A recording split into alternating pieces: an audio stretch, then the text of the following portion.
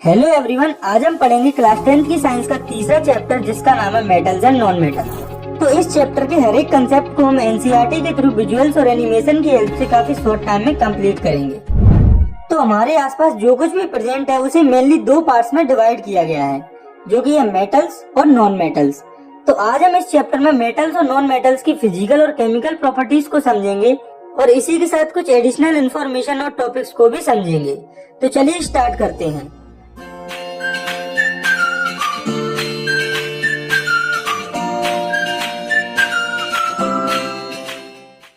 तो सबसे पहले हम समझते हैं फिजिकल प्रॉपर्टीज ऑफ मेटल को, यानी कि मेटल की फिजिकल प्रॉपर्टीज। तो जनरली मेटल्स जो है वो ओपेक और लक्सरस एलिमेंट होते हैं, जो कि गुड कंडक्टर्स होते हैं हीट और इलेक्ट्रिसिटी के। तो हमने यहाँ पर देखा कि मेटल ओपेक और लक्सरस होते हैं। तो अब हम ये देखते हैं कि ये ओपेक और लक्सरस क्या होते हैं। तो ओपेक ऑब्जेक्ट्स वे ऑब्जेक्ट्स होते हैं जिनमें से लाइट पास आउट नहीं होती है, मतलब कि जिनमें से लाइट आर पार नहीं जा पाती है। तो आपने देखा होगा कि गोल्ड, सिल्वर, कॉपर, आयरन जो कि मेटल्स होते हैं, लाइट इन सबसे आर पार पास नहीं होती। वहीं पर लक्सरस का मतलब है शाइनी सरफेस। तो ज्यादातर जो मेटल्स होते हैं उनकी सरफेस शाइनी होती है और इसी शाइनी सरफेस की वजह से मेटल्स जो है वो लाइट को रिफ्लेक्ट करते हैं और इसी के साथ मेटल्स जो है वो हीट और इलेक्ट्रिसिटी को भी अपने अंदर से अच्छे से कंडक्ट करता है। तो ये तो हो गई मेटल की डेफिनेशन। तो अब हम देखते हैं मेटल्स की सभी फिजिकल प्रॉपर्टीज को। तो यहाँ पर आपको ये याद रखना है कि मोस्टली सभी फिजिकल प्रॉपर्टीज में कुछ न कुछ एक्सेप्शन होता है, तो आपको उस एक्सेप्शन को ध्यान से याद रखना है। तो मेटल्स की पहली फिजिकल प्रॉपर्टी है हार्डनेस। तो ज्यादातर जो मेटल्स होते हैं वो काफी हार्ड होते हैं, जैसे कि आयरन, कॉपर, सिल्वर। वहीं पर जो एल्कली मेटल्स होते हैं जैसे कि सोडियम, पोटेशियम, ये सब एक्सेप्शन होते हैं हार्डनेस के और ये सॉफ्ट होते हैं। और ये एल्कली मेटल्स जैसे कि सोडियम और पोटेशियम इतने सॉफ्ट होते हैं कि इन्हें हम नाइफ के द्वारा भी कट कर सकते हैं। इसके बाद हम देखते हैं फिजिकल प्रॉपर्टीज के दूसरे पैरामीटर को, जो कि है स्ट्रेंथ। तो ज्यादातर जो मेटल्स होते हैं वो काफी स्ट्रॉन्ग होते हैं, उनकी जो टेंसाइल स्ट्रेंथ होती है वो काफी ज्यादा होती है। तो टेंसाइल स्ट्रेंथ जो है वो मटेरियल लोड या रेजिस्टेंस यानी कि कैपेसिटी को कहा जाता है, जिसमें कि वो परमानेंटली डैमेज ना हो। और मेटल की टेंसाइल स्ट्रेंथ की ज्यादा होने की वजह से ही आपने देखा होगा कि जितने भी ब्रिजेस, बिल्डिंग्स होती हैं, इन सब में आयरन और कॉपर जैसे मेटल्स का यूज किया जाता है, क्योंकि ये काफी स्ट्रॉन्ग होते हैं और इनकी टेंसाइल स्ट्रेंथ भी काफी ज्यादा होती है। लेकिन यहाँ पर भी कुछ एक्सेप्शन होते हैं, जैसे कि सोडियम और पोटेशियम, क्योंकि ये सॉफ्ट मेटल होते हैं। इसके बाद है स्टेट, यानी कि अवस्था, मतलब कि मेटल कितने स्टेट में पाया जाता है। तो जो मेटल होता है वो सॉलिड स्टेट में पाया जाता है, कि मतलब कि जितने भी मेटल्स होते हैं वे सब सॉलिड स्टेट में पाए जाते हैं। लेकिन इसमें भी एक एक्सेप्शन होता है, जो कि है मरकरी। तो जो मरकरी होता है वो लिक्विड होता है रूम टेम्परेचर पर। इसके बाद अगला पैरामीटर है साउंड। तो जो मेटल्स होते हैं जब उन्हें हिट या रिंग किया जाता है तब वे साउंड प्रोड्यूस करते हैं और वे सोनोरस होते हैं। और मेटल्स में से जो साउंड प्रोड्यूस होता है उसे मेटालिक साउंड कहा जाता है। यही कारण है कि म्यूजिकल इंस्ट्रूमेंट्स को बनाने में मेटल वायर्स का यूज होता है और वेल्स वगैरह भी जो होती हैं वो भी इसी वजह से मेटल से बनती हैं। इसके बाद है कंडक्शन। तो जो मेटल्स होते हैं वो गुड कंडक्टर होते हैं हीट और इलेक्ट्रिसिटी के, इसीलिए जो इलेक्ट्रिक वायर्स होते हैं वो कॉपर और एल्यूमिनियम से मिलकर बने होते हैं। तो अब आप कहेंगे कि वायर तो प्लास्टिक के होते हैं, तो एक्चुअली ऐसा नहीं होता। वायर जो होते हैं जिससे कि करंट पास होता है वो मेटल का होता है। उसके ऊपर इंसुलिन के लिए इलेक्ट्रिक शॉक से बचने के लिए प्लास्टिक की कोटिंग की जाती है। ऐसे ही हमारे जो यूटेंसिल्स यानी कि बर्तन होते हैं वे सब मेटल से मिलकर बने होते हैं, क्योंकि उनमें से हीट सही से कंडक्ट होती है। इसके बाद अगली प्रॉपर्टी है मेलिएबिलिटी। तो मेटल जो है वो मेलिएबल होते हैं। मेलिएबल का मतलब जब इन्हें बीट किया जाता है या पीटा जाता है तब ये पतली शीट्स में कन्वर्ट हो जाते हैं। और मेटल की इसी प्रॉपर्टी की वजह से जो आयरन होता है वो बड़ी बड़ी शिप्स को बनाने में यूज किया जाता है। इसके बाद है डक्टिलिटी। तो ये मेटल की एक प्रॉपर्टी होती है जिसमें कि मेटल को एक वायर में कन्वर्ट किया जाता है और इसी वजह से जो वायर्स होते हैं वो मेटल्स के बने होते हैं। इसके बाद है मेल्टिंग एंड बॉइलिंग पॉइंट। तो जनरली जितने भी मेटल्स होती हैं उनका मेल्टिंग और बॉइलिंग पॉइंट काफी हाई होता है, लेकिन इसके अंदर भी कुछ एक्सेप्शन होते हैं, जैसे कि सोडियम और पोटेशियम, जिनका मेल्टिंग और बॉइलिंग पॉइंट काफी कम होता है। इसके बाद है डेंसिटी। तो मेटल्स की जो डेंसिटी होती है वो काफी हाई होती है। और अब आखिरी है इनका कलर। तो आपने देखा होगा कि मेटल्स का कलर मोस्टली ग्रे होता है, लेकिन इसमें भी कुछ एक्सेप्शन होते हैं, जो कि है गोल्ड एंड कॉपर। तो अब यहाँ पर हम मेटल्स की फिजिकल प्रॉपर्टीज को देख चुके हैं। इसके बाद हम देखेंगे नॉन मेटल्स की फिजिकल प्रॉपर्टीज को। तो मेटल्स की फिजिकल प्रॉपर्टीज को समझने के बाद नॉन मेटल्स की फिजिकल प्रॉपर्टीज को समझना काफी आसान हो जाता है, क्योंकि नॉन मेटल्स की फिजिकल प्रॉपर्टीज मेटल्स की बिल्कुल अपोजिट होती हैं। तो पहले हम देखते हैं नॉन मेटल्स की हार्डनेस को। तो जनरली जो नॉन मेटल्स होते हैं वो मोस्टली काफी सॉफ्ट होते हैं, लेकिन इसमें भी एक एक्सेप्शन होता है जो कि है डायमंड, जो कि काफी हार्ड होता है। तो डायमंड जो है वो हमारी अर्थ पर प्रेजेंट हार्डेस्ट सब्सटेंस है। तो आपको यहाँ पर ये याद रखना है कि नॉन मेटल्स जनरली सॉफ्ट होते हैं, लेकिन जो हार्डेस्ट सब्सटेंस होता है अर्थ पर वो होता है डायमंड, जो कि एक नॉन मेटल होता है। इसके बाद है स्टेट। तो नॉन मेटल जो है वो तीनों स्टेट्स में पाए जाते हैं। फॉर एग्जाम्पल वुड जो कि सॉलिड स्टेट में पाई जाती है, ब्रोमीन जो कि लिक्विड स्टेट में पाई जाती है, ऑक्सीजन जो कि गैसियस स्टेट में पाई जाती है। इसके बाद है लक्सरसिटी। तो जो नॉन मेटल्स होते हैं उनकी मोस्टली डल अपीयरेंस होती है, यानी कि वे लक्सरस नहीं होते, लेकिन इसमें भी दो एक्सेप्शन होते हैं जो कि है डायमंड और आयोडीन, जिनकी सरफेस काफी शाइनी होती है और ये लक्सरस होते हैं। तो आपको इन सभी एक्सेप्शन को ध्यान से याद रखना है। इसके बाद है अगला पैरामीटर जो कि है सोनोरिटी। तो जो नॉन मेटल्स होते हैं वो सोनोरस नहीं होते, यानी कि जब इन्हें हिट किया जाता है तब ये साउंड प्रोड्यूस नहीं करते।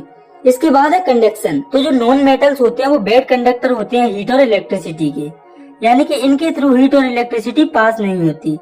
लेकिन इसका एक एक्सेप्शन होता है जो कि है ग्रेफाइट, जो कि एक नॉन मेटल होते हुए भी इलेक्ट्रिसिटी को पास करता है। इसके बाद अगली फिजिकल प्रॉपर्टी है मेलिबिलिटी एंड डक्टिलिटी। तो नॉन मेटल्स ना मेलिएबल होते हैं ना ही ये डक्टाइल होते हैं, इनकी जगह पर ये ब्रिटल होते हैं, यानी कि ऐसे सब्सटेंस होते हैं जो कि आसानी से टूट जाते हैं। इसके बाद हम जानते हैं इनकी मेल्टिंग एंड बॉइलिंग पॉइंट को और इनकी डेंसिटी को। तो जनरली नॉन मेटल्स की मेल्टिंग और बॉइलिंग पॉइंट कम होते हैं, लेकिन इसमें भी कुछ एक्सेप्शन है, जैसे कि डायमंड और ग्रेफाइट, जिनका मेल्टिंग और बॉइलिंग पॉइंट काफी हाई होता है। इसी के साथ ज्यादातर जो नॉन मेटल्स होते हैं इनकी डेंसिटी भी काफी लो होती है। ऐसे ही जो नॉन मेटल्स होते हैं वो काफी सारे कलर्स में प्रेजेंट होते हैं। तो चलिए मेटल्स और नॉन मेटल्स की फिजिकल प्रॉपर्टीज को देखने के बाद हम इनके ऊपर कुछ वन वर्ड क्वेश्चंस को देखते हैं। तो आपका पहला क्वेश्चन है which metal is liquid at room temperature, यानी कि कौन सा मेटल रूम टेम्परेचर पर लिक्विड स्टेट में होता है।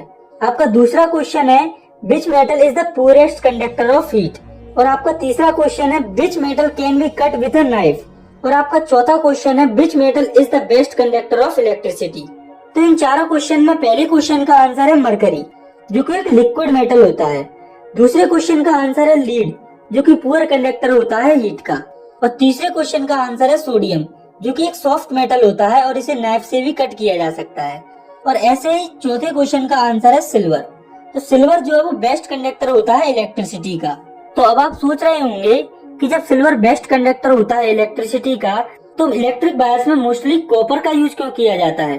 तो ऐसा इसीलिए होता है क्योंकि जो सिल्वर होता है वो काफी एक्सपेंसिव होता है। अगर इसका यूज इलेक्ट्रिक वायर्स में किया जाएगा तो वो काफी एक्सपेंसिव पड़ जाएगा। तो मेटल्स और नॉन मेटल्स की फिजिकल प्रॉपर्टीज के बारे में हमें यहाँ पर बस इतना ही पढ़ना है। इसके बाद हम समझते हैं इनकी केमिकल प्रॉपर्टीज को। तो पहले हम बात करते हैं मेटल की केमिकल प्रॉपर्टीज की, जिसमें कि सबसे पहली है रिएक्शन विद एयर। तो यहाँ पर एयर आपको ऑक्सीजन ही कंसीडर करना है। तो ज्यादातर सभी जो मेटल्स होते हैं वे सब ऑक्सीजन के साथ रिएक्ट होकर मेटल ऑक्साइड फॉर्म करते हैं। Metal plus oxygen gives metal oxide. For example copper plus oxygen give copper oxide. तो अभी हमने देखा कि मेटल ऑक्सीजन के साथ मिलकर मेटल ऑक्साइड बनाता है। तो अब हम इन मेटल ऑक्साइड के बारे में थोड़ा सा जान लेते हैं। तो जो मेटल ऑक्साइड होते हैं वो मोस्टली बेसिक होते हैं नेचर में, लेकिन कुछ मेटल ऑक्साइड ऐसे भी होते हैं जो कि एसिड और बेस दोनों के साथ रिएक्ट करते हैं, और ऐसे मेटल ऑक्साइड को एम्फोटेरिक ऑक्साइड कहा जाता है। तो एम्फोटेरिक ऑक्साइड किसे कहते हैं ये आपको याद रखना है। इसके एग्जाम्पल हो जाएंगे aluminium oxide and copper oxide. जैसे कि आपको ये जो दो रिएक्शन दिख रही हैं, जिसमें एक में एल्यूमिनियम ऑक्साइड जो है वो HCl उससे रिएक्ट करके सॉल्ट और वाटर बना रहा है, वहीं पर दूसरी रिएक्शन में एल्यूमिनियम ऑक्साइड बेस जो कि है NaOH उसके साथ रिएक्ट करके सॉल्ट और वाटर बना रहा है। तो ये जो एल्यूमिनियम ऑक्साइड है वो एज एम्फोटेरिक ऑक्साइड बिहेव करता है, क्योंकि ये एसिड और बेस दोनों से रिएक्ट करता है। लेकिन यहाँ पर याद रखने वाली चीज ये है कि ये जो सभी मेटल्स होते हैं वे एक जैसे रिएक्ट नहीं करते ऑक्सीजन के साथ। अलग अलग मेटल्स अलग अलग तरीके से रिएक्ट करते हैं मेटल्स के साथ। जैसे कि जो सोडियम और पोटेशियम होते हैं वो काफी जल्दी रिएक्ट करते हैं ऑक्सीजन के साथ। ये इतनी वाइग्रेसली रिएक्ट करते हैं ऑक्सीजन के साथ कि ये आग पकड़ लेते हैं अगर इन्हें खुले में रखा जाता है तो। और इसी आग से प्रिवेंशन के लिए सोडियम और पोटेशियम को केरोसिन ऑयल यानी कि मिट्टी के तेल में रखा जाता है, ऐसा इसीलिए होता है क्योंकि सोडियम और पोटेशियम मोस्ट रिएक्टिव मेटल्स होते हैं रिएक्टिविटी सीरीज में। तो रिएक्टिविटी सीरीज के बारे में हम आगे समझेंगे। तो ऐसे ही जो इनसे थोड़े से कम रिएक्टिव मेटल्स होते हैं जैसे कि मैग्नीशियम, एल्यूमिनियम, जिंक, लीड, वो सब ऑक्साइड के पतली लेयर से कवर होती है फर्दर ऑक्सीडेशन से प्रिवेंट होने के लिए। ऐसे ही जो आयरन होता है वो हीट करने पर बर्न नहीं होता। वहीं पर जो आयरन फिलिंग्स होती है यानी कि उसका पाउडर फॉर्म होता है वो काफी तेजी से जलता है। तो आप सोच रहे होंगे कि यहाँ पर जलने की बात क्यों की गई। तो आपको ये याद रखना है कि बर्निंग या जलने की प्रोसेस ऑक्सीजन के कारण ही पॉसिबल हो पाती है। विदाउट ऑक्सीजन कंबस्शन की प्रोसेस पॉसिबल नहीं हो पाती है। और ऐसे ही जो कॉपर होता है वो बर्न नहीं होता, लेकिन जब इसे फर्दर ज्यादा हीट किया जाता है तो इसकी अपर लेयर ब्लैक कोट हो जाती है ब्लैक कॉपर ऑक्साइड से। ऐसे ही गोल्ड और सिल्वर जो कि लीस्ट रिएक्टिव मेटल्स होते हैं वो ऑक्सीजन से रिएक्ट नहीं करते। इसी वजह से गोल्ड और सिल्वर को ज्वेलरी बनाने में यूज किया जाता है क्योंकि वे किसी भी चीज से रिएक्ट नहीं करते हैं, जिस वजह से वे खराब नहीं होते। इसके बाद है दूसरी केमिकल रिएक्शन जो कि रिएक्शन विद वाटर। तो जब मेटल्स और वाटर की रिएक्शन होती है तो मेटल और वाटर मिलकर मेटल ऑक्साइड या मेटल हाइड्रोक्साइड बनाते हैं और साथ में हाइड्रोजन भी रिलीज होती है। तो जब मेटल और वाटर की रिएक्शन होती है तब इन दोनों में से एक चीज जरूर बनती है। लेकिन जब हाई रिएक्टिव मेटल जैसे कि सोडियम वाटर से रिएक्ट करते हैं तब मेटल हाइड्रोक्साइड फॉर्म होता है। पर जब लीस्ट रिएक्टिव मेटल वाटर से रिएक्ट करते हैं तब मेटल ऑक्साइड फॉर्म होती है। लेकिन ये जो मेटल ऑक्साइड होती है वो फर्दर वाटर से रिएक्ट करके मेटल हाइड्रोक्साइड फॉर्म कर लेती है। For example sodium plus water gives sodium hydroxide plus hydrogen gas and calcium plus water gives calcium hydroxide plus hydrogen gas. और तीसरा एग्जाम्पल है iron plus water give iron oxide plus hydrogen. तो आप इन तीनों examples को ध्यान से देखिए। तो इनमें आपको एक चीज देखने को मिलेगी, वो ये है कि जो मोस्ट रिएक्टिव मेटल है उनकी वाटर के साथ रिएक्शन पर मेटल हाइड्रोक्साइड फॉर्म हो रहा है। वहीं पर जो लीस्ट रिएक्टिव मेटल है जैसे कि आयरन, उसके वाटर के साथ रिएक्शन करने पर मेटल ऑक्साइड फॉर्म होता है जो कि फर्दर मेटल हाइड्रोक्साइड में कन्वर्ट हो जाता है। लेकिन यहाँ पर भी वही बात है जो पहले थी कि अलग अलग मेटल्स अलग अलग तरीके से वाटर से रिएक्ट करते हैं। जैसे कि सोडियम, पोटेशियम और कैल्शियम काफी ज्यादा रिएक्टिव मेटल्स होते हैं। ये इतने रिएक्टिव होते हैं कि ये कोल्ड वाटर से भी रिएक्ट कर लेते हैं। वहीं पर जो मैग्नीशियम होता है वो इनसे थोड़ा सा कम रिएक्टिव मेटल होता है, तो ये कोल्ड वाटर से रिएक्ट नहीं करता, ये हॉट वाटर से रिएक्ट करता है। वहीं पर जो और कम रिएक्टिव मेटल होते हैं जैसे कि एल्यूमिनियम, आयरन और जिंक, ये हॉट वाटर से भी रिएक्ट नहीं करते, बल्कि इसकी जगह ये स्टीम से रिएक्ट करते हैं। तो आपको पता है कि सोडियम और पोटेशियम सबसे ज्यादा रिएक्टिव होते हैं, उनसे थोड़े से कम रिएक्टिव होते हैं कैल्शियम एंड मैग्नीशियम। तो जो कैल्शियम और मैग्नीशियम जब वाटर के साथ रिएक्ट करते हैं तो वे वाटर के सरफेस पर एज अ बबल फ्लोट करते हैं। वहीं पर जो हाइड्रोजन होता है वो सरफेस पर स्टिक रहता है। तो अब हम बात करते हैं लीस्ट रिएक्टिव मेटल्स की। तो जो लीस्ट रिएक्टिव मेटल्स होते हैं जैसे कि कॉपर, लीड, सिल्वर, गोल्ड, तो ये जो है वो वाटर से कैसे भी रिएक्ट नहीं करते। इसके बाद हमें देखना है मेटल्स की तीसरी केमिकल प्रॉपर्टी को जो कि है रिएक्शन विद एसिड्स। तो मेटल की एसिड के साथ रिएक्शन हम पिछले चैप्टर एसिड, बेस और सॉल्ट में देख चुके हैं। तो हम जानते हैं कि मेटल मोस्टली डाइल्यूट एसिड के साथ रिएक्शन करते हैं। तो मेटल्स डाइल्यूट एसिड के साथ रिएक्ट करके सॉल्ट और हाइड्रोजन फॉर्म करते हैं। For example iron plus hydrochloric acid gives ferric chloride plus hydrogen and aluminium plus hydrogen chloride gives aluminium chloride plus hydrogen. तो इन दोनों एग्जाम्पल में मेटल एसिड के साथ रिएक्ट करके सॉल्ट और वाटर फॉर्म करते हैं। तो अभी मैंने कहा था कि मेटल्स की जो रिएक्शन है वो डाइल्यूट एसिड के साथ होती है। तो अब आपके दिमाग में क्वेश्चन आया होगा कि मेटल्स की रिएक्शन कंसंट्रेटेड एसिड के साथ क्यों नहीं होती, सिर्फ डाइल्यूट एसिड के साथ ही क्यों होती है। तो ऐसा इसीलिए होता है क्योंकि मेटल्स की कंसंट्रेटेड एसिड के साथ रिएक्शन हाईली एक्सोथर्मिक हो सकती है जो कि डेंजरस हो सकती है। इसके बाद हम देखते हैं चौथी केमिकल प्रॉपर्टीज को जो कि reaction of metal with solution of other metal salt, यानी कि मेटल्स की रिएक्शन दूसरे मेटल सॉल्ट के साथ। तो जब मोर रिएक्टिव मेटल रिएक्ट करता है लेस रिएक्टिव मेटल के सॉल्ट के साथ तो मोर रिएक्टिव मेटल उसे डिस्प्लेस कर देता है उसके सॉल्ट सॉल्यूशन से। तो ये जो मेटल की केमिकल प्रॉपर्टी है इसके अंदर हमें डिस्प्लेसमेंट रिएक्शन देखने को मिलती है। For example Fe plus CuSO4 gives FeSO4 plus Cu। तो इस रिएक्शन में आयरन जो होता है वो कॉपर को डिस्प्लेस कर देता है क्योंकि आयरन जो है वो कॉपर से ज्यादा रिएक्टिव होता है, इसीलिए वो कॉपर सल्फेट में से कॉपर को डिस्प्लेस कर देता है और फेरिक सल्फेट बना लेता है। अगर इस केमिकल प्रॉपर्टी या रिएक्शन को हमें अच्छे से समझना है तो हमें ये जानना पड़ेगा कि कौन सा मेटल कौन से मेटल को डिस्प्लेस करता है। तो ये हम जान सकते हैं रिएक्टिविटी सीरीज की हेल्प से। तो अब हम समझते हैं रिएक्टिविटी सीरीज को। तो ये जो है वो मेटल्स की लिस्ट होती है जिसमें कि वो अरेंज होते हैं डिसेंडिंग ऑर्डर में उनकी रिएक्टिविटी के बेसिस पर। तो इस सीरीज में जो मोस्ट रिएक्टिव मेटल्स होते हैं उन्हें ऊपर रखा जाता है फिर कम रिएक्टिव मेटल्स को उनसे नीचे, फिर उनसे कम रिएक्टिव मेटल्स को रिएक्टिविटी सीरीज में और नीचे रखा जाता है। जैसे जैसे रिएक्टिविटी सीरीज नीचे जाती है वैसे वैसे मेटल्स की रिएक्टिविटी घटती जाती है, यानी कि रिएक्टिविटी सीरीज में जाने पर मेटल्स की रिएक्टिविटी कम हो जाती है। और जब रिएक्शन होती है तब मोर रिएक्टिव मेटल डिस्प्लेस कर देता है लेस रिएक्टिव मेटल को उसके सोल्ट सॉल्यूशन से। इसके बाद अगली केमिकल प्रॉपर्टी है reaction of metal with non metal, यानी कि मेटल्स की रिएक्शन नॉन मेटल्स के साथ। तो मेटल्स और नॉन मेटल्स की आपस में रिएक्शन देखने से पहले हमें 4 इंपोर्टेंट पॉइंट्स को देखना है, जिसमें कि पहला है reactivity of element is the tendency to attain a completely filled valence shell. इस पॉइंट में रिएक्टिविटी क्या होती है इसे समझाया गया है। तो किसी एलिमेंट, तो यहाँ पर एलिमेंट टर्म का यूज किया गया है, तो एलिमेंट्स में मेटल और नॉन मेटल दोनों को ही कंसीडर करके चलेंगे। तो रिएक्टिविटी होती है किसी एलिमेंट की टेंडेंसी उसके बैलेंस सेल को कम्प्लीटली फिल करने की। तो बैलेंस सेल होता है लास्ट सेल। तो चलो इस पॉइंट को अब हम समझते हैं एक एग्जाम्पल से। जैसे कि सोडियम, इसका एटॉमिक नंबर है 11। तो हम जानते हैं कि पहले सेल में 2 और दूसरे सेल में 8 इलेक्ट्रॉन होते हैं। तो सोडियम का इलेक्ट्रॉनिक कन्फिग्रेशन हो जाएगा 281। तो सोडियम 2 तरीके से बैलेंस सेल कन्फिग्रेशन अचीव कर सकता है, या तो वो अपने लास्ट सेल में 7 इलेक्ट्रॉन्स को गेन कर ले या फिर अपने 1 इलेक्ट्रॉन को लूज कर दे। तो 7 इलेक्ट्रॉन्स को लूज करने के लिए बहुत ही ज्यादा एनर्जी लगेगी, जो कि देना वैसे तो प्रैक्टिकली पॉसिबल नहीं है। इसीलिए इस केस में सोडियम अपना ही 1 इलेक्ट्रॉन लूज कर देता है। तो कोई भी एलिमेंट जब इलेक्ट्रॉन लूज करता है तो उस पर पॉजिटिव साइन आता है, और जो एलिमेंट इलेक्ट्रॉन गेन करते हैं उन पर नेगेटिव साइन आता है। अगर आपको ये पॉइंट सही से समझ में आ गया है तो आने वाले पॉइंट्स तो आपको आसानी से समझ में आ जाएंगे। तो दूसरा पॉइंट है कि जो मेटल्स होते हैं वो इलेक्ट्रॉन्स को लूज करते हैं उसके बैलेंस सेल से और कैटाइन फॉर्म करते हैं, और इन पर पॉजिटिव साइन आता है। फॉर एग्जाम्पल सोडियम, तो जो सोडियम होता है वो अपना 1 इलेक्ट्रॉन लूज करके कैटाइन फॉर्म करता है और वो Na पॉजिटिव बन जाता है। ऐसे ही तीसरा पॉइंट है कि जो नॉन मेटल्स होते हैं वो इलेक्ट्रॉन्स को गेन करते हैं उनके बैलेंस सेल में और एनायन फॉर्म करते हैं, और इन पर नेगेटिव साइन आता है।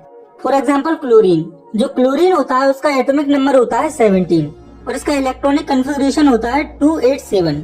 तो ये जो है वो 2 तरीकों से बैलेंस सेल कन्फिग्रेशन अचीव कर सकता है, या तो ये अपने 7 इलेक्ट्रॉन्स को लूज कर दे या फिर ये 1 इलेक्ट्रॉन गेन कर ले। तो अब आप ही सोचिए कि क्लोरीन के लिए कौन सा स्टेप इजी रहेगा, 7 इलेक्ट्रॉन लूज करना या 1 इलेक्ट्रॉन गेन करना। तो ऑब्वियसली 1 इलेक्ट्रॉन गेन करना 7 इलेक्ट्रॉन लूज करने से इजी है, और वैसे भी 7 इलेक्ट्रॉन को लूज करना प्रैक्टिकली पॉसिबल नहीं है, इसीलिए क्लोरीन 1 इलेक्ट्रॉन को गेन करता है। तो अब आप सोचिए कि जब कोई एक एलिमेंट इलेक्ट्रॉन गेन या लूज करता है तो उसके साथ दूसरा एलिमेंट जरूर इलेक्ट्रॉन गेन या लूज करता है। जैसे कि जब कोई एक एलिमेंट इलेक्ट्रॉन लूज करेगा तो दूसरा एलिमेंट इलेक्ट्रॉन गेन करेगा। तो कहने का मतलब है कि इलेक्ट्रॉन्स का ट्रांसफर होता है 2 एलिमेंट्स के बीच में, और वे एलिमेंट होते हैं मेटल और नॉन मेटल। तो जो कंपाउंड इलेक्ट्रॉन्स के ट्रांसफर से फॉर्म होते हैं मेटल्स और नॉन मेटल्स के बीच में, उन्हें आयोनिक कंपाउंड से इलेक्ट्रोवैलेंट कंपाउंड्स कहा जाता है। तो अब हम देखते हैं आयोनिक कंपाउंड की फॉर्मेशन को। तो ये तो हम जानते हैं कि आयोनिक कंपाउंड मेटल और नॉन मेटल के कंबाइन होने से बनता है। For example NaCl, sodium chloride, जो कि एक आयोनिक कंपाउंड होता है और ये मेटल सोडियम और नॉन मेटल क्लोरीन से मिलकर बना होता है। तो इसकी फॉर्मेशन को समझने के लिए हम सोडियम और क्लोरीन को अलग अलग उनके इलेक्ट्रॉनिक कॉन्फ़िगरेशन के साथ लिख लेंगे। तो सोडियम का एटॉमिक नंबर होता है 11, तो इसका इलेक्ट्रॉनिक कॉन्फ़िगरेशन हो जाएगा 281। वहीं पर क्लोरीन का एटॉमिक नंबर होता है 17, तो इसका इलेक्ट्रॉनिक कॉन्फ़िगरेशन हो जाएगा 287। तो अब आप ध्यान से देखिए, इन दोनों एलिमेंट्स के जो बैलेंस सेल है वो कम्प्लीटली फिल नहीं है। एक के बैलेंस सेल में 1 इलेक्ट्रॉन एक्स्ट्रा है, वहीं पर एक के बैलेंस सेल में 1 इलेक्ट्रॉन कम है। तो अगर सोडियम अपना 1 इलेक्ट्रॉन इस क्लोरीन को दे देता है तो दोनों एलिमेंट के बैलेंस सेल भर जाएंगे और एक अच्छा कंपाउंड फॉर्म हो जाएगा। इसीलिए जो सोडियम होता है वो अपना 1 इलेक्ट्रॉन लूज करके कैटायन फॉर्म करता है और उस पर पॉजिटिव साइन आ जाता है, और जो क्लोरीन होता है वो 1 इलेक्ट्रॉन गेन करता है और एनायन फॉर्म करता है और उस पर नेगेटिव साइन आ जाता है। इसे हम सिंपल इक्वेशन के फॉर्म में भी लिख सकते हैं, जैसे कि ये है सिंपल सोडियम Na, जिसका इलेक्ट्रॉनिक कॉन्फ़िगरेशन है 281, लेकिन बैलेंस सेल कॉन्फ़िगरेशन को अचीव करने के लिए ये अपना 1 इलेक्ट्रॉन लूज करेगा और इस पर पॉजिटिव चार्ज आ जाएगा। और ऐसे ही ये है क्लोरीन, तो इसका इलेक्ट्रॉनिक कॉन्फ़िगरेशन है 287, और ये स्टेबल होने के लिए जो इलेक्ट्रॉन सोडियम ने लूज किया था वो ये गेन कर लेगा और सोडियम क्लोराइड या NaCl कंपाउंड फॉर्म हो जाता है। तो हमने आयोनिक कंपाउंड की डेफिनेशन और फॉर्मेशन को समझ लिया है। इसके बाद हम समझते हैं आयोनिक कंपाउंड की प्रॉपर्टीज को। तो आयोनिक कंपाउंड की पहली प्रॉपर्टी है उनके फिजिकल नेचर के बेसिस पर। तो जो आयनिक कंपाउंड्स होते हैं वो सॉलिड्स होते हैं और हार्ड होते हैं, लेकिन ये जनरली ब्रिटल भी होते हैं। तो ये आयनिक कंपाउंड्स हार्ड तो होते हैं, लेकिन इसके साथ साथ ये ब्रिटल भी होते हैं, यानी कि ये टूट भी जाते हैं। जैसे कि सॉल्ट NaCl, जो कि एक आयनिक कंपाउंड होता है, वो भी काफी हार्ड रॉक के फॉर्म में प्रेजेंट होता है, लेकिन वो भी छोटे छोटे पार्ट्स में लेटर ब्रेक हो जाता है। इससे हमें पता चलता है कि आयनिक कंपाउंड हार्ड होने के साथ साथ ब्रिटल भी होते हैं। आयनिक कंपाउंड्स की दूसरी प्रॉपर्टी है मेल्टिंग और बॉइलिंग पॉइंट। तो जो आयनिक कंपाउंड्स होते हैं उनके मेल्टिंग और बॉइलिंग पॉइंट काफी हाई होते हैं। फॉर एग्जाम्पल जो NaCl होता है उसका मेल्टिंग पॉइंट होता है 800 डिग्री सेल्सियस और बॉइलिंग पॉइंट होता है 1465 डिग्री सेल्सियस। और इन कंपाउंड्स की तीसरी प्रॉपर्टी है सोल्युबिलिटी। तो ये कंपाउंड सोल्यूबल होते हैं वाटर में, लेकिन ये केरोसिन, पेट्रोल आदि में सोल्यूबल नहीं होते। और आयनिक कंपाउंड्स की चौथी प्रॉपर्टी है कंडक्शन ऑफ इलेक्ट्रिसिटी। तो आयनिक कंपाउंड इलेक्ट्रिसिटी को कंडक्ट करते हैं मोल्टन स्टेट और सॉल्यूशन फॉर्म में, लेकिन इस सॉलिड स्टेट में एज अ इंसुलेटर बिहेव करते हैं, यानी कि ये सॉलिड स्टेट में इलेक्ट्रिसिटी को कंडक्ट नहीं करते हैं। इसके बाद हमें समझना है इस चैप्टर के अगले टॉपिक को, जो कि अकरेंस ऑफ मेटल, यानी कि मेटल्स की उत्पत्ति, मेटल कहाँ से अराइज होते हैं। तो ये एक वास्ट प्रोसेस होती है। इसको सही से समझने के लिए हमें कुछ इंपोर्टेंट टर्म्स को समझना पड़ेगा, जिसमें कि पहला है मिनरल। तो ऐसे एलिमेंट या कंपाउंड जो कि नेचुरली प्रेजेंट होते हैं अर्थ क्रस्ट में, उन्हें मिनरल्स कहा जाता है। और ऐसे ही दूसरा टर्म है ओर्स। तो ये वो मिनरल्स होते हैं जिसमें कि बहुत ज्यादा परसेंटेज होती है पर्टिकुलर मेटल की, और ये जो मेटल होता है वो अच्छे से कॉस्ट इफेक्टिवली एक्सट्रैक्ट किया जाता है इनके पर्टिकुलरली ओर से। इसके बाद तीसरा टर्म है गैंग। तो ओर्स जो कि काफी ज्यादा अमाउंट में कंटामिनेटेड रहते हैं इम्प्योरिटीज से, जैसे कि सॉइल या सैंड से, उसे गैंग कहा जाता है। तो हम अपने आसपास जितने भी मेटल्स देखते हैं या जिन्हें हम यूज में लेते हैं, वो हमें डायरेक्टली ऐसे नहीं मिलते हैं। इनके भी कुछ प्रोसीड्यूर होते हैं। जैसे कि मेटल हमें मिनरल से ओर के फॉर्म में मिलता है, फिर हम इस ओर से मेटल को एक्सट्रैक्ट करते हैं। तो अब हमें extraction of metal from ores की प्रोसेस को देखना है। तो ये प्रोसेस 3 स्टेप्स में कंप्लीट होती है, जिसमें कि पहला स्टेप है इनरिचमेंट ऑफ ओर्स, दूसरा है एक्सट्रैक्शन ऑफ मेटल्स और तीसरा है रिफाइनिंग ऑफ मेटल्स। तो अर्थ क्रस्ट से जो मिनरल या मेटल हमें मिलते हैं वो प्योर फॉर्म में नहीं होते, बल्कि वो हमें मिलते हैं ओर्स प्लस गैंग के फॉर्म में। तो स्टेप 1 में हम जो ओर्स होते हैं उनको इस लायक बनाते हैं कि उनमें से मेटल को एक्सट्रैक्ट किया जा सके, क्योंकि हमें मिनरल से जो ओर मिलती है उसमें उसके साथ साथ गैंग यानी कि इम्प्योरिटीज भी प्रेजेंट होती है, जिन्हें कि इस स्टेप में रिमूव किया जाता है। तो जब हम इम्प्योरिटीज को रिमूव कर देते हैं ओर से, तो फिर हम पर्टिकुलर मेटल को ओर से एक्सट्रैक्ट कर लेते हैं, और ये सब स्टेप 2 में हमें देखने को मिलता है। और स्टेप 3 में जो मेटल हमें एक्सट्रैक्शन के बाद मिलता है उसकी रिफाइनिंग की जाती है यूज में लाने के लिए। तो अब हम इन तीनों स्टेप्स को और अच्छे से डिटेल में समझ लेते हैं। तो हम शुरुआत करते हैं पहले स्टेप से, जो कि है इनरिचमेंट ऑफ ओर्स। तो it is the process of removing gang from ores. मतलब कि ये जो है वो एक प्रोसेस होती है जिसमें गैंग या इम्प्योरिटीज को रिमूव किया जाता है पर्टिकुलर ओर से। और इसको करने के कई प्रोसेस या टेक्निक्स होती हैं, जो कि है hydraulic washing, magnetic separation, froth flotation, chemical separation या लीचिंग। तो अब हम एक एक करके इन चारों टेक्निक्स को अच्छे से समझ लेते हैं। तो सबसे पहले हम समझते हैं इनरिचमेंट ऑफ ओर्स की पहली मेथड को, जो कि है हाइड्रोलिक वॉशिंग। तो इस प्रोसेस को ग्रेविटी सेपरेशन भी कहा जाता है। तो इस प्रोसेस में जो मिनरल हमें अर्थ क्रस्ट से मिलता है, जो कि बेसिकली मिक्सचर होता है ओर और गैंग का, उसे क्रश करते हैं और उसे वॉश करते हैं वाटर की स्ट्रीम से। यूजुअली ये जो ओर पार्टिकल्स होते हैं वो हैवी होते हैं और वो नीचे सेटल हो जाते हैं, वहीं पर जो गैंग पार्टिकल्स जो कि हल्के होते हैं वो वाटर स्ट्रीम के साथ वॉश अवे हो जाते हैं, और ऐसे ही जो ओर पार्टिकल्स होते हैं वो पीछे बच जाते हैं। इस प्रोसेस का यूज टिन, लीड और गोल्ड की रिफाइनिंग में किया जाता है। हम इस प्रोसेस को इस डायग्राम की हेल्प से भी समझ सकते हैं। तो इसके लिए हमें जरूरत है स्लोप टेबल की। तो जो स्लोप टेबल होती है उसमें गड्ढे होते हैं, डक्स होते हैं, जिसमें कि ऊपर की ओर क्रस्ट ओर डाला जाता है और यहाँ से वाटर स्ट्रीम को छोड़ दिया जाता है। तो जैसे जैसे ओर यहाँ से आता है वैसे वैसे पानी का बहाव भी आता है।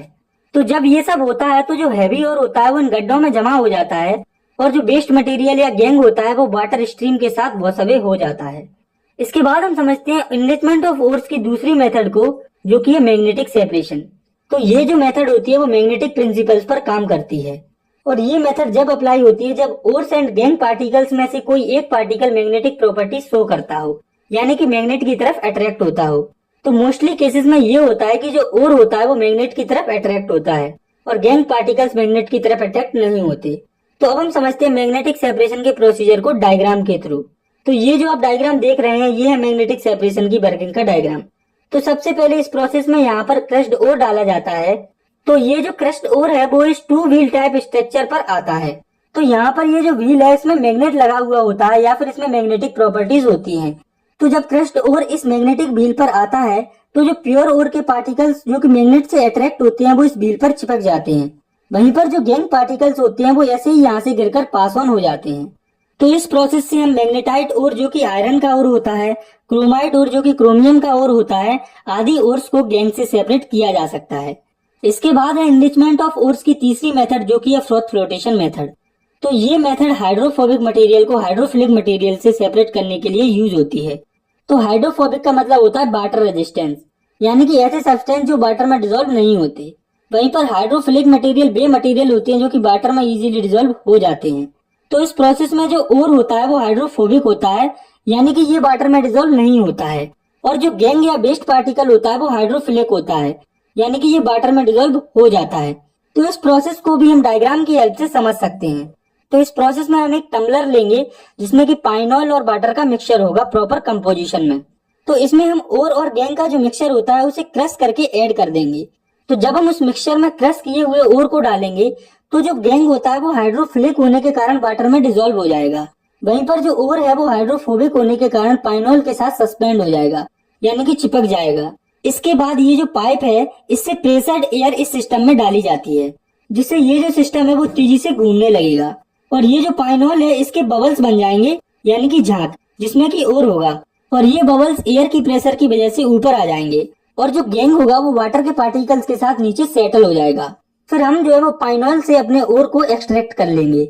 इसके बाद हम समझते हैं एनरिचमेंट ऑफ ओर्स की लास्ट टेक्निक को, जो कि है केमिकल रिफाइनिंग या लीचिंग। तो इस प्रोसेस में केमिकल्स का यूज किया जाता है ओर्स में से गैंग को सेपरेट करने के लिए। और इस प्रोसेस में जो ओर होता है वो सोल्यूबल होता है केमिकल में, और जो गैंग होता है वो इनसोल्यूबल होता है। और ये जो प्रोसेस है वो सिलेंड्रिकल बेसल में की जाती है, जिसमें कि प्रेशर काफी हाई होता है। और इस प्रोसेस में जो ओर्स होते हैं उन्हें मेटल सॉल्ट के फॉर्म में कन्वर्ट किया जाता है। तो इन 4 मेथड में से हम बेसिकली ओर्स में से गैंग को अलग कर देते हैं। तो अब हम ओर में से गैंग या इम्प्योरिटीज को रिमूव कर चुके हैं। इसके बाद हमें देखना है कि जो ओर होता है उसमें से मेटल को कैसे एक्सट्रैक्ट किया जाता है। तो सबसे पहले हम देखते हैं उन मेटल की एक्सट्रैक्शन जिनकी रिएक्टिविटी काफी कम होती है, या ये रिएक्टिविटी सीरीज में नीचे की तरफ प्रेजेंट होते हैं। तो रिएक्टिविटी सीरीज में हम लो रिएक्टिव मेटल्स में मेनली 4 मेटल्स को कंसीडर करते हैं, जिसमें कि सबसे नीचे होते हैं गोल्ड और सिल्वर। तो ये दोनों मेटल बिल्कुल ना के बराबर रिएक्टिव होते हैं, इसीलिए ये हमें फ्री या नेटिव स्टेट में मिल जाते हैं। इन्हें हमें एक्सट्रैक्ट करने की जरूरत नहीं पड़ती। फिर जब हम रिएक्टिविटी सीरीज में थोड़ा सा ऊपर जाते हैं तो इनके ऊपर प्रेजेंट होते हैं कॉपर और मरकरी। तो मरकरी और कॉपर हमें बेसिकली सल्फाइड या ऑक्साइड के फॉर्म में मिलते हैं नेचर में। तो ये मेटल्स भी बहुत ही कम रिएक्टिव होते हैं, इसलिए इनके जो ऑक्साइड से सल्फाइड्स होते हैं उन्हें हीटिंग से रिड्यूस किया जाता है। और इन दोनों मेटल्स के ओर को बहुत ज्यादा हीट नहीं किया जाता है, थोड़ी सी ही हीट से ये जो मेटल है वो एक्सट्रैक्ट हो जाते हैं। फॉर एग्जांपल जो मरकरी होता है वो सिनेवार ओर के फॉर्म में प्रेजेंट होता है, जिसका फॉर्मूला होता है HgS, यानी कि मरकरी सल्फाइड। जब इसे ऑक्सीजन के प्रेजेंस में हीट किया जाता है तो ये मरकरी ऑक्साइड और सल्फर डाइऑक्साइड फॉर्म करता है। जब हम इस HgO यानी कि मरकरी ऑक्साइड को भी हीट करते हैं तो इसमें से ऑक्सीजन सेपरेट हो जाता है और मरकरी फॉर्म हो जाता है। और इसी तरह से कॉपर सल्फाइड ओर से भी कॉपर को एक्सट्रैक्ट किया जाता है। तो जब कॉपर सल्फाइड ओर को ऑक्सीजन की प्रेजेंस में हीट किया जाता है तो ये कॉपर ऑक्साइड में कन्वर्ट हो जाता है। तो जब हम कॉपर ऑक्साइड को आगे और हीट करते हैं कॉपर सल्फाइड की प्रेजेंस में तो हमें कॉपर मिल जाता है। इसके बाद हम देखते हैं उन मेटल्स की एक्सट्रैक्शन जो कि रिएक्टिविटी सीरीज के मिडिल में प्रेजेंट होते हैं। तो रिएक्टिविटी सीरीज के मिडिल में मेनली 3 मेटल्स होते हैं, जो कि जिंक, आयरन और लीड। तो ये जो मेटल्स होते हैं वो मेनली सल्फाइड्स और कार्बोनेट्स के ओर के फॉर्म में प्रेजेंट होते हैं। और ये सल्फाइड्स या कार्बोनेट्स के जो ओर होते हैं उनसे मेटल को डायरेक्टली एक्सट्रैक्ट करना काफी डिफिकल्ट होता है, इसीलिए पहले ये जो ओर होता है इसे मेटल ऑक्साइड के फॉर्म में कन्वर्ट किया जाता है। तो मेटल सल्फाइड की जो मेटल ऑक्साइड में कन्वर्ट होने की प्रोसेस है उसे कहते हैं रोस्टिंग। तो इस प्रोसेस में बेसिकली जो सल्फाइड ओर होती है उसे ऑक्सीजन की प्रेजेंस में काफी स्ट्रांगली हीट करके मेटल ऑक्साइड में कन्वर्ट किया जाता है। फॉर एग्जांपल जिंक सल्फाइड को, जो कि जिंक और सल्फाइड का ओर होता है। तो जब जिंक सल्फाइड के ओर को हीट किया जाता है ऑक्सीजन की प्रेजेंस में हाई टेम्परेचर पर तो ये सल्फाइड और ऑक्साइड में कन्वर्ट हो जाता है और जिंक ऑक्साइड बन जाता है और साथ में सल्फर डाइऑक्साइड गैस भी निकलती है। तो ये तो हुआ सल्फाइड ओर का कन्वर्जन मेटल ऑक्साइड में। इसके बाद अब हम देखते हैं कार्बोनेट्स ओर का कन्वर्जन मेटल ऑक्साइड में। तो कार्बोनेट्स ओर की मेटल ऑक्साइड में कन्वर्ट होने की जो प्रोसेस है उसे कैल्सिनेशन कहा जाता है। तो इस प्रोसेस में कार्बोनेट्स की ओर को स्ट्रांगली हीट किया जाता है ऑक्सीजन की एब्सेंस में या फिर लिमिटेड ऑक्सीजन की प्रेजेंस में। फॉर एग्जांपल, जब जिंक कार्बोनेट को ऑक्सीजन की एब्सेंस में हीट किया जाता है हाई टेम्परेचर पर, तब जिंक ऑक्साइड और कार्बन डाइऑक्साइड फॉर्म हो जाती है। तो हम जो है सल्फाइड्स और कार्बोनेट्स के ओर को रोस्टिंग और कैल्सिनेशन की प्रोसेस से कन्वर्ट करते हैं। रोस्टिंग सल्फाइड्स की ओर को कन्वर्ट करता है और कैल्सिनेशन कार्बोनेट्स की ओर को। तो अब हमें ये देखना है कि इन ओर्स के मेटल ऑक्साइड में कन्वर्ट होने के बाद ये मेटल्स में कैसे रिड्यूस होती हैं। तो ये जो मेटल ऑक्साइड होते हैं वो रिडक्शन की प्रोसेस से मेटल में रिड्यूस होते हैं। तो रिडक्शन को हम फर्स्ट चैप्टर में ऑलरेडी अच्छे से पढ़ चुके हैं, तो यहाँ हम बिल्कुल इसकी ब्रीफ डिस्क्रिप्शन को समझेंगे। तो रिडक्शन होता है removing of oxygen from a compound, यानी कि किसी भी कंपाउंड से ऑक्सीजन को रिमूव करने की जो प्रोसेस होती है उसे रिडक्शन कहते हैं। तो ये जो मेटल ऑक्साइड की रिडक्शन होती है इसमें कुछ रिड्यूसिंग एजेंट का यूज किया जाता है। तो रिड्यूसिंग एजेंट वे सब्सटेंस होते हैं जो कि ऑक्सीडेशन में हेल्प करते हैं। तो यहाँ पर मेनली 3 रिड्यूसिंग एजेंट का यूज किया जाता है, जो कि है कार्बन, जिसे कि कोक भी कहा जाता है, CO यानी कि कार्बन मोनोऑक्साइड, और हाइड्रोजन। तो इन तीनों की हेल्प से मेटल ऑक्साइड को मेटल में रिड्यूस किया जाता है। फॉर एग्जाम्पल, जिंक ऑक्साइड की जब कार्बन से रिएक्शन कराई जाती है तो जिंक और ऑक्सीजन अलग अलग हो जाता है और कार्बन जो है वो ऑक्सीजन के साथ जुड़कर कार्बन मोनोऑक्साइड बना लेता है। तो यहाँ पर जिंक ऑक्साइड जो है वो मेटल में रिड्यूस हो रहा है। इसके बाद हम देखते हैं उन मेटल्स की एक्सट्रैक्शन जो कि रिएक्टिविटी सीरीज में टॉप पर प्रेजेंट होते हैं। तो रिएक्टिविटी सीरीज में टॉप पर प्रेजेंट होते हैं पोटेशियम, सोडियम, कैल्शियम, मैग्नीशियम। तो ये जो सभी मेटल्स होते हैं वो काफी ज्यादा रिएक्टिव होते हैं और ये जो है वो रिड्यूसिंग एजेंट से रिड्यूस नहीं होते। इसीलिए ये जो टॉप ऑर्डर के मेटल्स होते हैं वो इलेक्ट्रोलाइटिक रिडक्शन से रिड्यूस होते हैं उनकी मोल्टन स्टेट से। मोल्टन स्टेट का मतलब होता है पिघली हुई स्टेट। तो इस प्रोसेस में जो ओर होता है उसे उसके सॉल्ट के फॉर्म में कन्वर्ट करके पिघलाया जाता है। तो चलिए अब हम इसका एक एग्जांपल देख लेते हैं। तो हम देखते हैं सोडियम की एक्सट्रैक्शन सोडियम क्लोराइड से। तो हम सोडियम की एक्सट्रैक्शन को एक डायग्राम की हेल्प से समझते हैं। तो इसके लिए हम NaCl को एक टम्बलर में मोल्टन स्टेट में ले लेंगे और उसमें एक बैटरी को डाल देंगे, जिसके एक एंड पर कैथोड होगा जो कि नेगेटिवली चार्ज होगा और दूसरे एंड पर एनोड होगा जो कि पॉजिटिवली चार्ज होगा। तो जब इस सॉल्यूशन में से इलेक्ट्रिसिटी को पास किया जाता है तो जो NaCl होता है वो Na+ और Cl नेगेटिव में ब्रेक हो जाता है।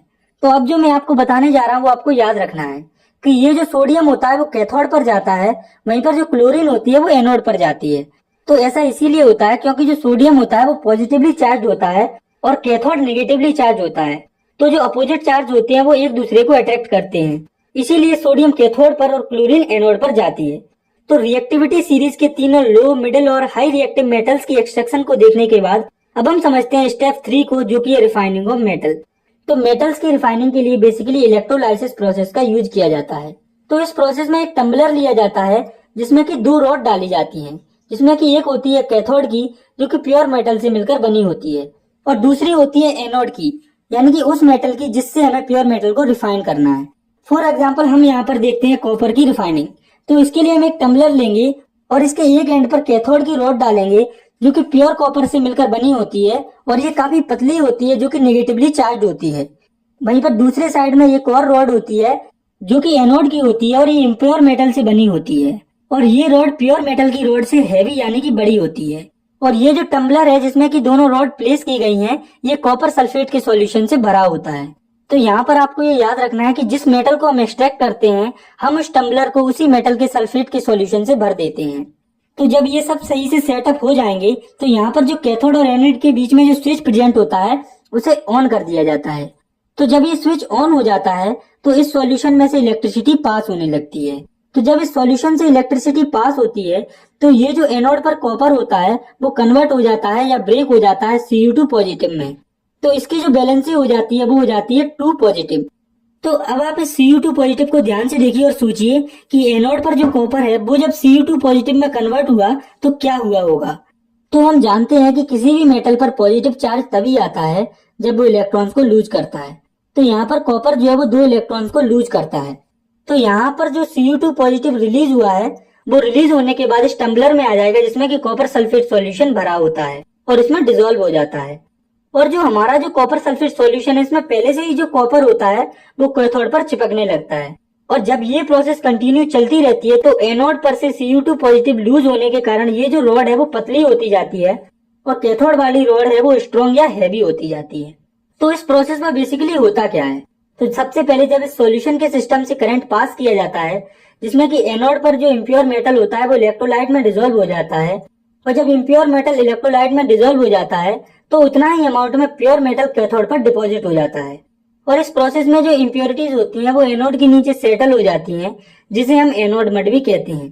तो अब हम देखते हैं कि इस प्रोसेस के दौरान हमें क्या रिएक्शन देखने को मिलती है। तो इस प्रोसेस में जो एनोड पर Cu है वो कन्वर्ट हो जाता है Cu2 पॉजिटिव में। तो हम इस रिएक्शन को लिख लेते हैं Cu gives Cu2 positive plus 2 electron. वहीं पर ये जो 2 इलेक्ट्रॉन होते हैं वो यहाँ से ट्रेवल करते हुए कैथोड में पहुंच जाते हैं और Cu2 पॉजिटिव के इलेक्ट्रोलाइट में डिसॉल्व होने के बाद कैथोड पर ये रिएक्शन होती है जो कि Cu2 positive plus 2 electron gives Cu।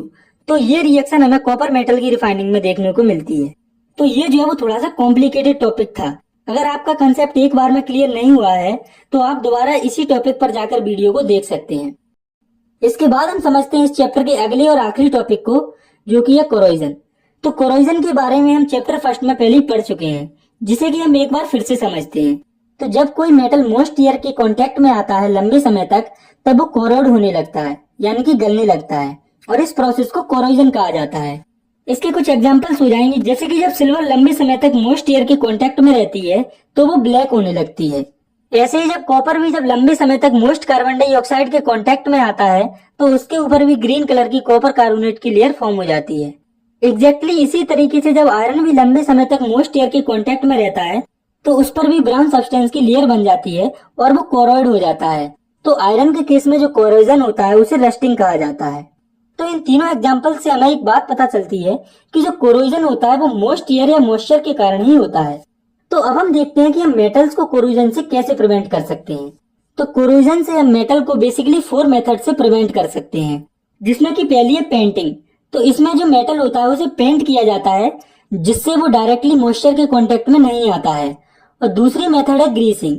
इस मेथड में मेटल की आउटर सरफेस पर ग्रीस लगाया जाता है जिससे वो डायरेक्टली एयर, वाटर या मॉइस्चर के कांटेक्ट में नहीं आते हैं। इन दोनों मेथड्स का यूज मेनली आयरन को कोरोजन या रस्टिंग से प्रिवेंट करने के लिए किया जाता है। इसके बाद अगली मेथड है गैल्वेनाइजेशन। तो इस मेथड का यूज स्टील और आयरन को प्रोटेक्ट करने के लिए किया जाता है। तो इस मेथड में आयरन या स्टील के ऊपर जिंक की एक लेयर कोट की जाती है, यानी कि चढ़ाई जाती है, जो कि उसे कोरोजन से प्रिवेंट करती है। इसके बाद है कोरोजन से प्रिवेंशन की चौथी मेथड, जो कि है मेकिंग अलॉयज। तो अलॉयज होते हैं होमोजीनियस मिक्सचर 2 या 2 से ज्यादा मेटल्स के या फिर मेटल और नॉन मेटल्स के। तो अलॉयज जो है वो बेसिकली कोरोजन को प्रिवेंट करते हैं मेटल्स में। फॉर एग्जांपल स्टील, जो कि अलॉय होता है आयरन, निकल और क्रोमियम का। ब्रास, जो कि अलॉय होता है कॉपर और जिंक का। ब्रोंज, जो कि अलॉय होता है कॉपर और टिन का। तो मोस्टली जो सभी अलॉयज होते हैं वो मेटल्स को मोस्टली कोरोजन से प्रिवेंट करते हैं। तो इसी के साथ हमारा ये जो चैप्टर वो यहाँ पर खत्म होता है। आई होप आपको अच्छे से समझ में आया होगा। अगर वीडियो पसंद आई है तो आप इसे लाइक कर सकते हैं और साथ ही साथ इस चैनल को भी सब्सक्राइब कर सकते हैं। मिलते हैं नेक्स्ट वीडियो में, तब तक के लिए thanks for watching, take care, bye.